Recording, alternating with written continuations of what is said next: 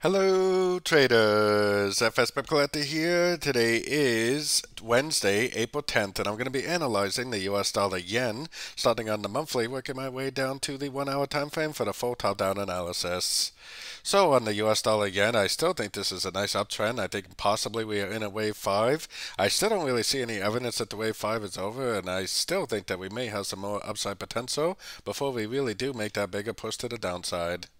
So going down to the weekly time frame, we have been sitting at this US dollar yen for about 3 weeks now, maybe even close to 4 weeks.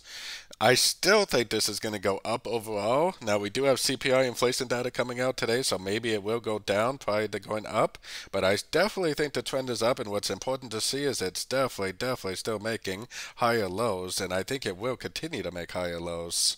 So taking it down to the daily time frame. On the daily time frame, to me, like I said, this is extremely sideways. Usually when something is this sideways, I don't really trade it. I'd like to trade things that are trending like this or like this. So I haven't really entered any trades on this, but I mean, today's CPI news, I do expect the dollar to go down. So I think there's possibly a good chance that this will go down too. But I also think it's just going to be a crutch into this, and it's probably just going to later on, maybe next week or something, end up continuing the uptrend.